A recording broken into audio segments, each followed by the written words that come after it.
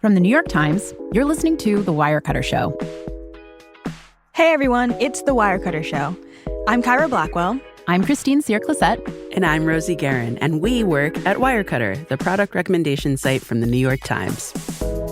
Each week, we bring you expert advice from our newsroom of 140 journalists who review everyday products that will make your life better. This episode of The Wirecutter Show is called How to Ace Thanksgiving.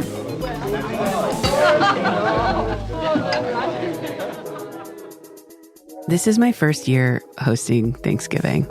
Welcome to the club. I'm so psyched. We used to go to my Meme and Pepe's house as kids, but now that we live farther away, my wife and I and our kids are developing some of our own traditions. It's a big step, and Yeah. it's kind of nerve-wracking since this is your first time. I'm pumped. Yeah? Honestly, I've never hosted Thanksgiving. I've lived on the East Coast for 20 years, and so I usually am at Friendsgiving, and I'm just bringing things to friends' houses. I love that too. Yeah. I come from a really big family, so usually every Thanksgiving, I will help my parents host at their house down in D.C., and it's probably like 15 to 20 people every year, so it's kind of like a coordinated event at the Blackwell house. That's intense. Mm-hmm. Well, doing my own thing this year, being in the driver's seat, means I have to think about all of the things one could possibly need to do, have, and prepare to host a holiday event, particularly one like Thanksgiving, where there are lots of expectations. What are the traditions? What are we doing like we did last year? Mm-hmm. And lots of opinions on maybe how things ought to be cooked or taste or prepared. I mean, I recommended that we skip both sweet potato recipes, and they almost rioted. You were almost excommunicated. I mean, I'm worried that we don't have the right gear. It feels like a lot to think through, and I obviously want to nail it. Yeah, there is a lot of gear that you are told that you need to have, and some of it you really do need to have, and some you don't. But, you know, we're so lucky. We work in a place where we have people that we can ask almost any question of, and that's not just at Wirecutter. We work at the illustrious New York Times company, so we can kind of reach out far and wide. And this episode, we're going to bring on, our first guest is going to be Sam Sifton. He is the founding editor of New York Times Cooking, who has literally written the book on Thanksgiving. He'll tell us all of his best-in-class hosting tips. Some are more controversial than others. Yep. And he's going to share how to make this holiday less stressful and more enjoyable. And then later, we're going to have on Lesley Stockton, who is a longtime Wirecutter kitchen writer who has cooked over 100 turkeys. That's basically a century worth of turkeys. She's reviewed roasting pans, meat thermometers, chef's knives, skillets, and other gear you're probably going to want to use at Thanksgiving. And she's just going to walk us through what you absolutely need, what you really don't, and the things that are, nice but not necessary to make a great Thanksgiving meal. I promise I won't embarrass you when Sam Sifton comes in the room. But honestly, I have learned so much about cooking from him and Lesley. I am just a massive fan, and she's an absolute gem. I am so excited for this episode. I've got lots of learning to do. All right, let's dive in. After the break, Sam's best advice for acing your Thanksgiving. We'll be right back.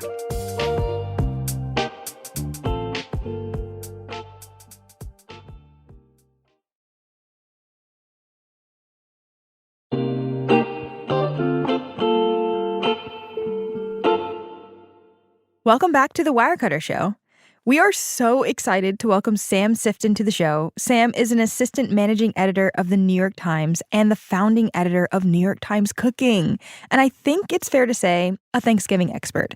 His 2012 book, Thanksgiving, How to Cook It Well, is full of recipes and anecdotes and advice for how to host a great Thanksgiving. Sam, we are so honored to have you on the Wirecutter Show. Welcome. I'm very excited to be here. Thanks for having me. You have cooked so many Thanksgiving meals. Can you tell us about the most memorable Thanksgiving that you can think of? Who was there and what did you serve? So I have cooked a lot of Thanksgivings, and most of them really large scale, like a lot of people, up to 30, 35 people. And with 30, 35 people, you're just hoping to survive.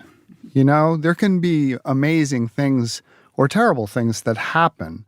And I can remember specific emotional moments with my mom in her last year at Thanksgiving with a lot of people. That was sort of great. I can remember my little goddaughter stabbing herself accidentally with an oyster knife and having to go to the ER. She lived. She lived. She's fine. To be very clear. She's fine. She writes with the other hand now. No, she's Dark. she's fine, and she's back to opening oysters, and that's great. So I can remember these sort of wonderful specific instances, but like to really answer your question, I have to go to Thanksgiving 2020 when we were in lockdown, and for the first time in over 20 years, it was a small Thanksgiving. It was just me, my wife, my 2 kids. But it was really joyful to have the full spread, to cook all day for just 4 people with lots of sides. The kids made pies, tons of gravy for it. I mean, it was just really, really nice. And to have this tiny little dollhouse table with the family all around it, and none of our friends and relatives who are usually there, was bittersweet, but it was also sort of fantastic. My kids were in the process of going off to college and senior year in high school, and it was like we were coming to an end of something. And selfishly, I felt like we were stealing time back with them. And that was a pretty special Thanksgiving. That's beautiful. That's really special. I love that. What were the first Thanksgiving-related things you taught your kids how to cook? Well, I think I taught them more principles than actual recipes. Like, for instance, there's no place for salad at a Thanksgiving meal. What are you doing? So controversial. How dare you? What are you doing? Because it's too healthy, because it's too easy. No. It's both healthy and easy and delicious. But we're here to eat turkey and a bunch of sides. You eat turkey once, maybe twice a year at home. People eat salads at lunch, at their desk. Why are you bringing that vibe into Thanksgiving? That's a problem to me. So that's one rule I passed along to them. Another rule I passed along to them, there's going to be a turkey. Yeah, no chicken, no ham for you. It's got to be turkey. No, you can have a ham. Have a ham at Christmas. Have a ham at Easter. Have a ham whenever you want to have a ham. But the symbol, the protein symbol of the day, we decided together it's turkey. So make the turkey.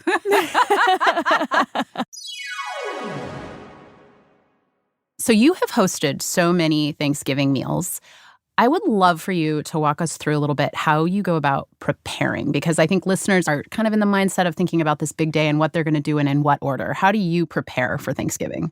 I make a list. Basically, you want to be able to stage things. You don't want to have to shop on Wednesday night for everything.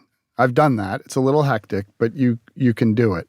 I kind of want to, like, couple weeks out, I want to be able to get my dry goods and my bottled beverages in order, wine, brown water, plenty of... And just to clarify, brown water is beer? No, in this case, it's bourbon. Oh, bourbon. Okay. That's a good catch, Christine. No, just get the things that you want to drink. You got that done. You got plenty of flour. You've got all the stuff that's not going to go bad over the course of 2 weeks. You get that squared away. Then the weekend before, that's when I pick up my turkeys. Notice I said turkeys. Yes, multiple. How many do you usually get? Depends on how many people. A minimum of 2. Mm-hmm. Here's this is a cool hack. This is like a Wirecutter hack. This is an upgrade pick. One thing I generally do, if I'm not sure how many people we're going to have, I have the 2 birds. But to supplement all this, I usually buy a bunch of turkey thighs, and I roast those off on Wednesday night before the holiday cooking begins, and then shred all of that turkey thigh meat into a slow cooker with a gravy that I make with the drippings from those guys. And I've got this like turkey a la king mixture that's like just staying on warm in the crock pot. And that'll save your bacon, if I can mix the metaphor, should a lot of extra people show up. Oh. It's gravy? It's gravy and shredded thigh meat. Wow. So is it sacrilegious if I only make turkey thighs? Oh, no, it's fantastic. You should do that. You should do that often. I don't have to make the big bird on. No. Solved. There we go. Ding, Thanksgiving ding, salt. ding. Rosie wasn't planning on making a turkey I was going this to year. hopefully find somebody. Rosie, just make some thighs and call it good. And Done. then presumably if you have some left over, you can turn that into soup or something else, right? Well, definitely save the bones and turn that.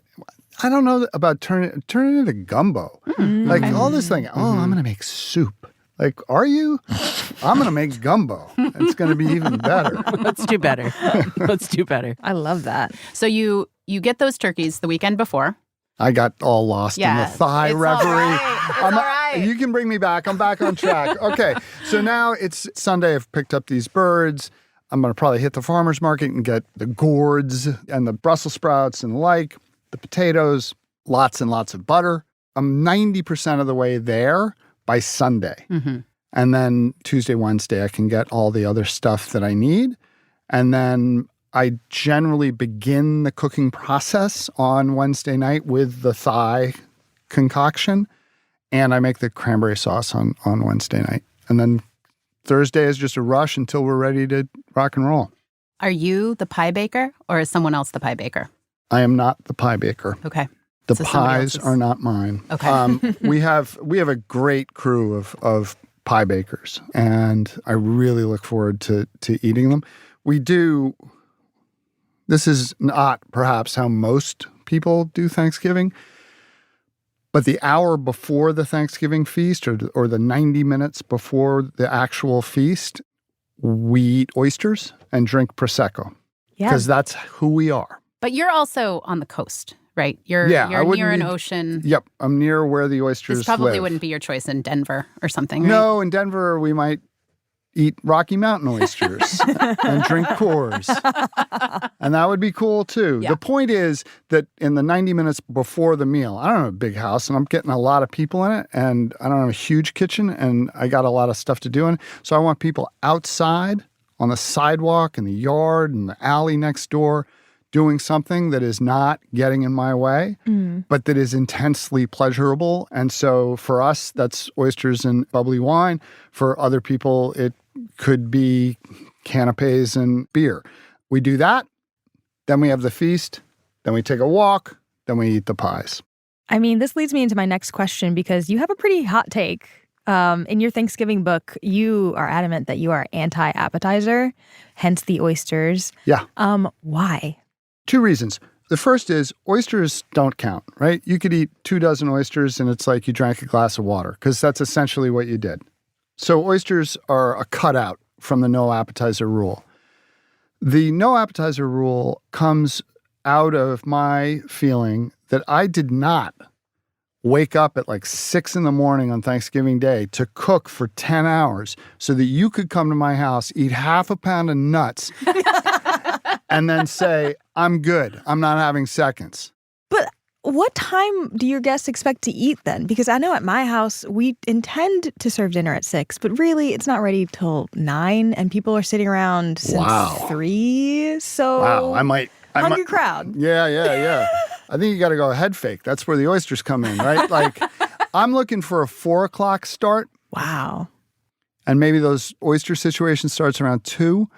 They're hard to open. It takes a long time for these people to mess around and get So, them. like, give them something hard. Yeah. That is, like, Yeah. not very filling. I love my family. I love my guests, but it's a little bit like you got to give the pets a toy. Like you got to give them a puzzle, and they got a puzzle to mess around with, and then they'll be really hungry when they get to the table. Secondly, it's a lot of people, so I don't know that I want to mess with this little appetizer situation that I put together that I'm now going to hand out to 30 people and then take those 30 plates back, and then we're going to do Thanksgiving. Like, I made 4 or 5 side dishes, and any one of those could count as an appetizer. It's all going to be on the plate. So, yeah, no appetizers. You know what's funny? My family tradition, my dad is the 5th of 10. There's a tradition where they eat Chex Mix, homemade Chex Mix on Thanksgiving. And it's not until right in this moment is it occurring to me that maybe that was to fill some bellies so that my Meme and Pepe didn't have to make 3 birds Oh, and absolutely. 64 mashed potatoes. Yeah. That's, I mean, listen, if I I'm in a position where buying 2.5 birds or 3 birds, like that's part of my prep. But if I found myself in a position where, geez, I got to stretch here a little bit and I'm making 1 bird, there'd be a big bowl of Chex Mix on the table. There definitely would be, because Chex Mix is delicious. It is filling. You could throw some dried cranberries in there and call it like seasonal. Yeah. That would be great. I make no judgments on how other people cook Thanksgiving, although I am very bossy about it. But I accept, indeed, I welcome all the myriad of traditions that folks bring to the table.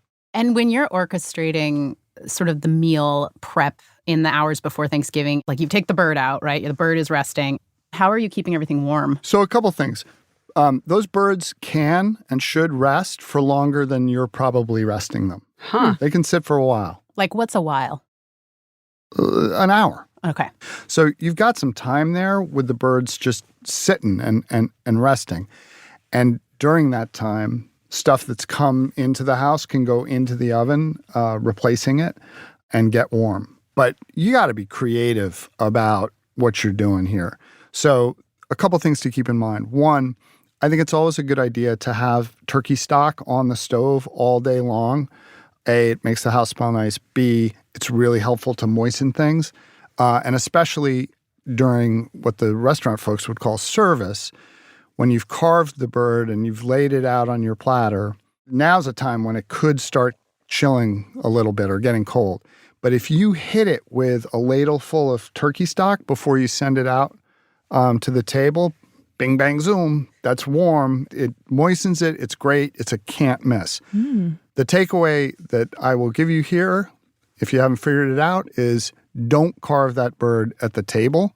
Nobody wants to see that. You're not Doogie Howser. You can't do that. You're going to take it back, show them, give them the Norman Rockwell, reveal, but then let it sit for an hour, carve it, get it on the table, hit it with the warm stock. Other things that make heat in the kitchen. There's a slow cooker or your mom's slow cooker. Like those can come in handy in keeping mashed potatoes warm and keeping your turkey slop warm.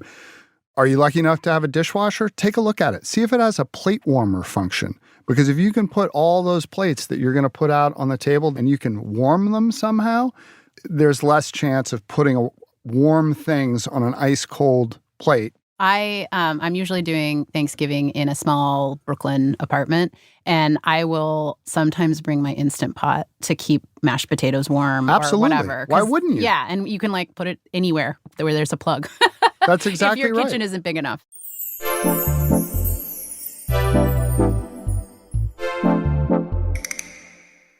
We have a lot of people listening who are probably cooking for their very first time and they're really nervous about it. Yeah. It's a big pressure point. You want to impress people. You want it to taste good.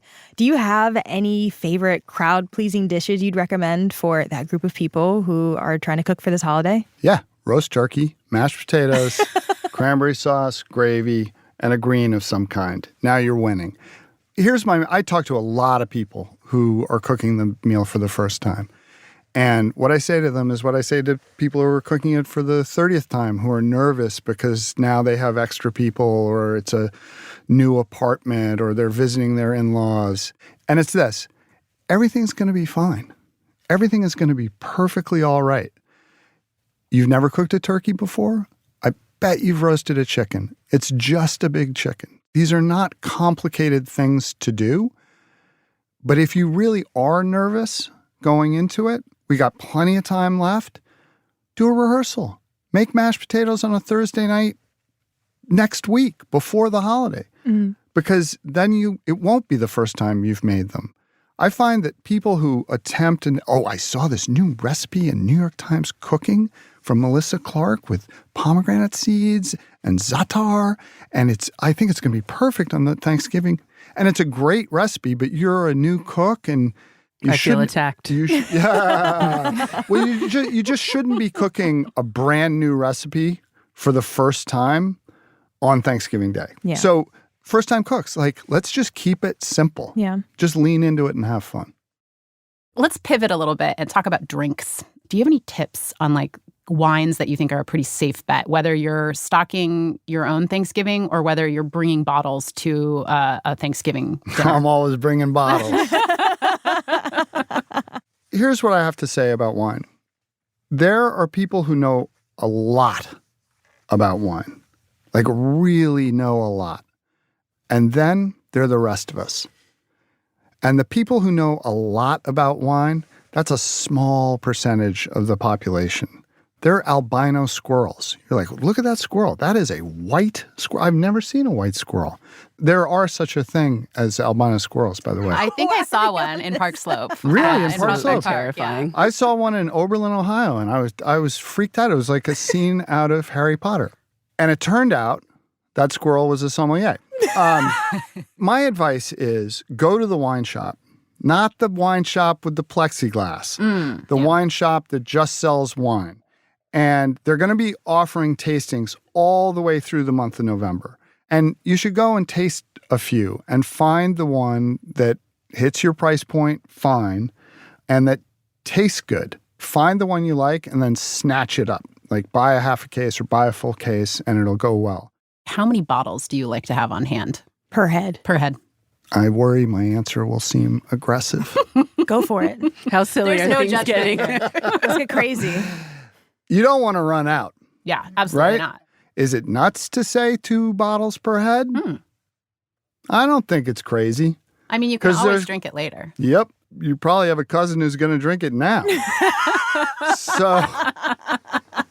So you don't want to run out because you got to remember at Thanksgiving, you're not going to change anyone's behavior and no one's behavior is going to change on its own. Mm-hmm.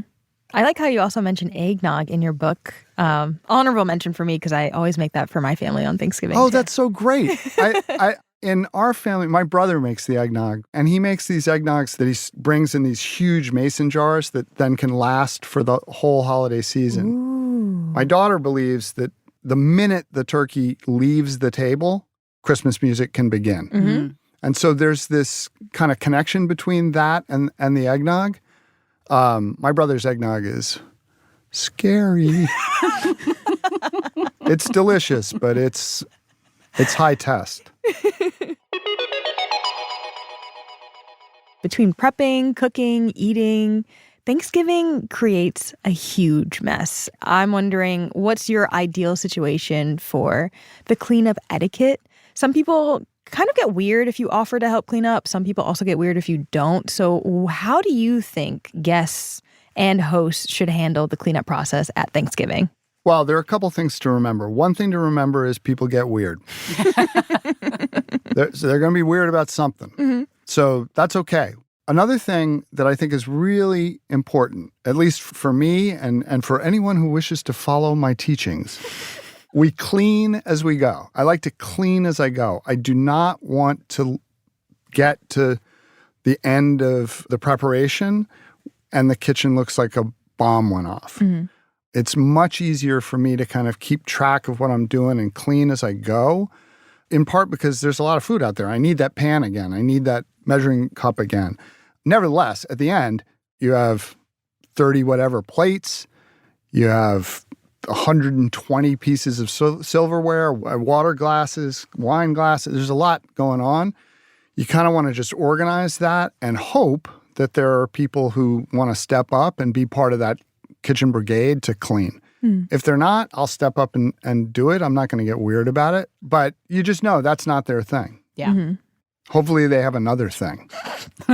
Yeah, that's when we're in trouble. Right. You don't have anything? Yeah. Oh.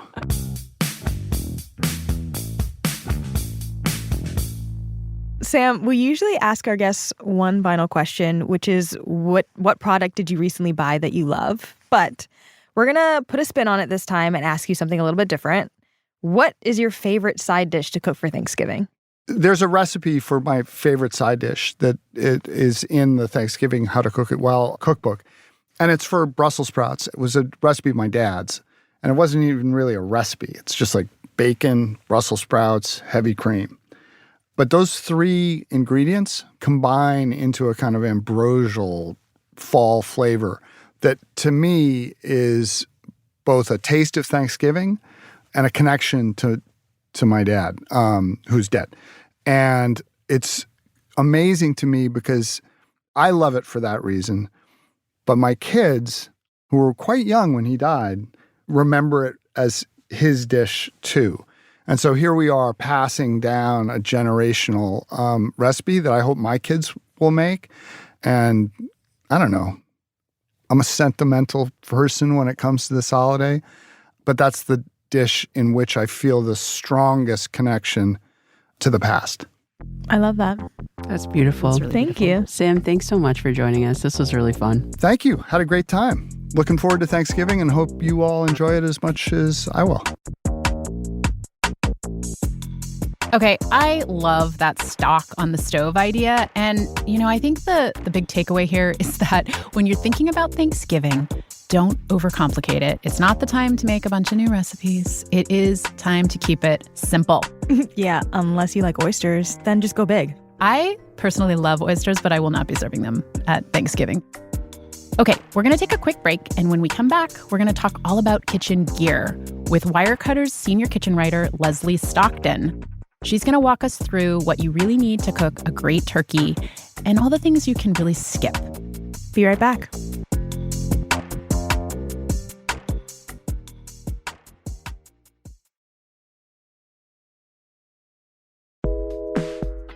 Before we get back into the show, I want to tell you about Wirecutter's brand new newsletter. It's called The Gift, and it's the ultimate year-round gift guide dropping straight to your inbox every week. The best gifts I've ever given have been recommendations from Wirecutter's experts who, by the way, have impeccable taste. Every week in The Gift, the newsletter team will share hidden gems and some great deals on delightful things. They'll find the best gifts. All you have to do is take the credit. Sign up today at nytimes.com/thegift. Welcome back to The Wirecutter Show. With us now is Lesley Stockton, who is a senior kitchen writer at Wirecutter. Lesley has over 20 years of experience cooking in professional kitchens, and she's tested a ton of kitchen gear that can be helpful for tackling the beast that is Thanksgiving. That's what we're going to talk about with her today. Yes, but before we get into the turkey gear, Lesley, I need to address something. You recently told me this wild detail about your work history. You have cooked over 100 turkeys. Like, how is that even possible? How are you cooking that many turkeys? Because you're not, for those who cannot see Lesley right now, you are not 100 years old. I am not, no. I started my career in the restaurant hospitality. So one of my earlier jobs was I was a cook in a hotel. And so we did a lot of turkey roasting in the hotel for like buffets. And then I went to Martha Stewart. That's when you get assigned the Thanksgiving story. Let me paint you a picture. It's June. It's warm. You want to go to the beach, but your mind is in November. And so between developing the recipe for the turkey and someone testing that recipe and the shoot, because we style the food for our stories, I mean, that's, I don't know, 10 to 15 turkeys. And then by the time Thanksgiving rolls around, I had to do it all over again. And let me tell you, after all that turkey roasting in June, you don't want it. You don't want it, even though I love everything on that table. So Thanksgiving, I'd have all these people around my table, and they would be eating like, oh my God, this is amazing. This is amazing. Why aren't you eating? And I would just be sitting there drinking wine like, I'm just waiting for pie, y'all. So, Lesley, we have a lot of listeners who are probably cooking turkeys for the very first time, or maybe trying to perfect their cooking methods, and that can be so intimidating. They might feel like they need a lot of stuff, like a roasting pan, a high-tech thermometer, an electric meat carver. There's just a lot of stuff marketed as essential at this time of year. So we want to hear it directly from you, Lesley. What do you think people really need to make a great turkey? Well, you need a vessel to put that turkey in. Like a roasting pan. You can get away with putting it on a baking sheet, but it's not fun to maneuver a turkey on a low-sided, wide baking sheet. It's like a martini glass, you know? Spillage everywhere. Built to spill. With hot fat in it, that's probably not a good move. It's built to spill. Well, what about, like, I don't want to have a roasting pan because I don't have a big enough kitchen to store it all year long. Like, what There are those like roasting pans that they have at grocery stores that are aluminum. Are those okay to use? Yes, 100%. The only thing you can't do in those is make the gravy on the stovetop. You know, you have to scrape all the drippings into something else to like make your gravy. What about, do you need an electric carving knife? You do not. You just need a sharp knife. Okay. I cut up my entire turkey with Wirecutter's pick and the Mac MTH80. I love that knife, by the way. It's a good so knife. good. So just like a sharp chef's knife. You don't necessarily need like a carving set or something like that. No. I mean, a chef's knife will work for that too, I promise. Lovely. Yeah. And lastly, I have this big question about a meat thermometer. I've always wanted to get, the meter. It's a very fancy digital thermometer that'll tell you exactly how much time that your meat needs to cook and at what temperature. How does it know? Magic?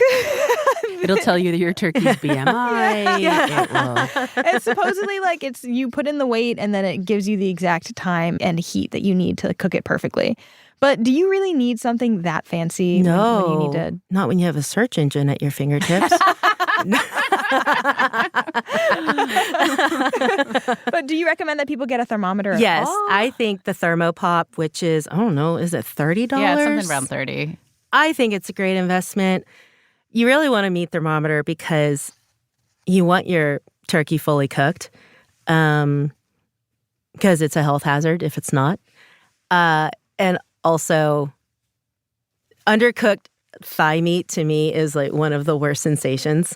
Yeah, it's like chewy and gross. Oh, and a little slimy. Yeah. Yeah, so it's really good to have a meat thermometer for that reason. And the USDA says that your turkey should be cooked to 165 degrees internally. And what they mean by internal temp is that the center of the thickest muscle should be 165. And the breast is going to cook faster than the thigh, which is why you want to take the temperature from the thickest part of the thigh. And the thickest part of the thigh is, if you're looking at the turkey and the breasts are up, you stick the probe of the thermometer through that little crevice where the thigh meets the breast, and you kind of angle it out a little bit, avoid the bone, and don't worry about it. You can do this a few times. It's okay.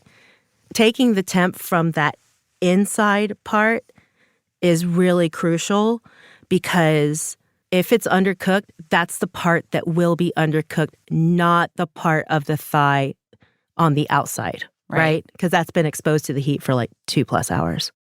I just don't really understand if you have the space in your oven or if you have a roasting pan large enough, why wouldn't you spatchcock a turkey? Spatchcocking is like when you pull the spine out and then you kind of flatten the bird so it all cooks evenly. Why don't more recipes call for that? Okay, one, spatchcocking a turkey is a pain in the butt. It's not as easy as spatchcocking a chicken. I mean, Sounds it's violent. bigger. Have you ever tried cutting the spine out of a turkey? Get a really good knife. No, do not do that to your knife. No? So what, do I need scissors? Kitchen scissors? Yeah, if you can make it work in that with Or those have your turkey butcher bones. do it. Or have your butcher do it, because they have a bandsaw. Yeah. You know? Okay, so it's a pain in the butt. That's why you wouldn't do it. Right. And also, like, it's really easy to cook the turkey the way I cook a turkey. Which is roasting it. Which is just putting it in the oven and forgetting she exists for a couple of hours. Okay. So like a little neglect is good care. A lot of neglect. Yeah. you Like know? a couple glasses of wine. Just, give it some time. So if you're going into this, you want a roasting pan. If you don't have a roasting pan because you're going to use it maybe once a year, grab an aluminum foil one. And you want a thermometer. You want a meat thermometer or an instant read thermometer. One or the other. And a nice carving knife. And a nice carving knife. And a box of salt. And Always a big that. old box of salt.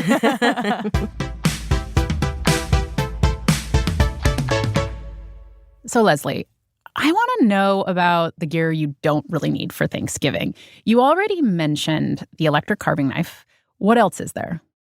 Yeah, you don't need a baster. Ooh, hot take. Yeah. Jinx. You don't need it. There's no reason. Why? I mean, you Why want would to I keep want your to bird moist? re-wet? Why would I want to re-wet the skin that I'm trying to render and get crisp? Ooh, okay. Oh, Okay. Good point. You let that skin dry out. because you want to render out the fat and get the crispy skin. No baster. Get rid of that baster. You don't need it. So then what are things that are nice to have but definitely not necessary? Nice to have.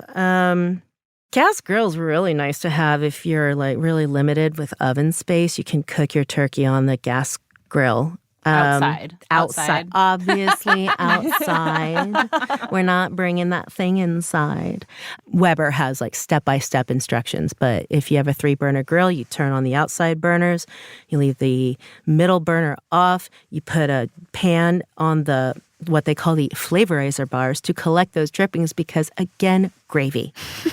And the advantage of this is that you free up your oven so you can make all the sides. And if you have friends coming over and they can like do their sides and everything, and then you've got somebody outside manning the turkey roasting operation. Okay, right. I like that. And if you have a grill, you probably have a set of grilling tools.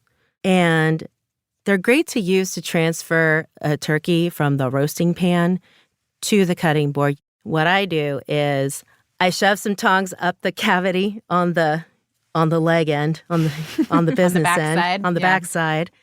And then I scoop a very large spatula supporting the neck end, and it's a very safe way to transfer the turkey from the roasting pan to the cutting board. Now, here's a little expert tip.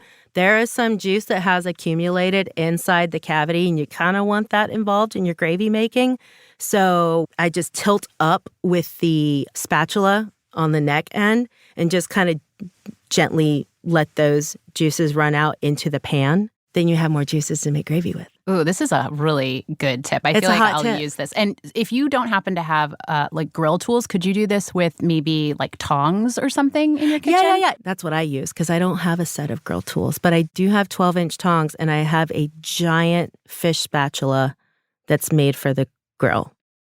Just to recap, the essentials that you really, really want to have are you want to have a roasting pan, whether it's a store-bought, triple, like layered aluminum pan, or whether you're investing in a nice pan that you're going to use over and over. You should have some kind of sharp knife, like a chef's knife. You want that instant read thermometer because you got to have that to make sure that your bird is done. And it's good year-round. Right.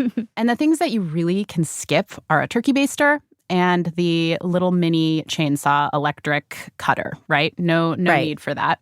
And then the things that you might want to have that are nice to have, if you've got a grill, think about using your 3-burner grill outside to cook the turkey if you are trying to free up space in your kitchen, and either the grill tools or tongs to help you move the turkey. Right. Lesley, thank you so much. This has been so fun. Thank you for having me. I love being here. Wow, I feel like I've learned so much. I'm actually kind of excited for Thanksgiving this year, you guys. I almost want to just stay home and make it myself. Yeah. But I still would like some invitations if anyone's listening. So Specifically, if Sam Sifton can still hear me. Yeah, I mean, specifically Sam. No. What a dream. What did you guys take away from that? There were so many things. It's hard to choose, but I think the thing that was really new for me is that tip that Lesley had about using some grill tools or tongs that you have in your kitchen to transfer the turkey from the roasting pan over to a cutting board. I feel like I would actually use that even for like a large chicken. It's always so awkward. So that was a really great takeaway for me. That's a good one. For me, I think I'm going to aim to serve dinner earlier. No, but really, on the subject of just doing things earlier, what I really took away from Sam is that you can start shopping for Thanksgiving up to 2 weeks ahead. Yeah, I like that too. For me, I am clinging to Sam's idea around making turkey thighs instead of a whole bird. I think that might be where I start this year. Mm-hmm. And also not trying to be too ambitious, not trying to make something I've never seen or heard about until the day before Thanksgiving, and then trying to tackle that on the big day while I'm also juggling hosting and perfecting the eggnog and the spiced mulled wine and all of that. So keep it simple. That's right. And it'll all be fine. Everything will be fine. It's going to be great. Yeah. Well, that's it for us this week. If you want to find out more about Wirecutter's coverage, or if you want to check out any of the products that Lesley recommended, go to nytimes.com/wirecutter or find a link in the show notes. Special thanks this week to Sam Sifton and Lesley Stockton. That is it for us. Happy holiday season. Happy holidays. The Wirecutter Show is executive produced by me, Rosie Guerin, and produced by Abigail Keel. Editing by Abigail Keel. Engineering support from Maddie Mazziello and Nick Pittman. Today's episode was mixed by Catherine Anderson. Original music by Dan Powell, Marian Lozano, Alicia Baitup, and Diane Wong. Wirecutter's deputy publisher and interim general manager is Cliff Levy. Ben Fruman is Wirecutter's editor-in-chief. I'm Christine Cyr-Clisette. I'm Kyra Blackwell. And I'm Rosie Guerin. Thank you for listening. You wiggle the turkey legs? Yeah, man. I touch my food.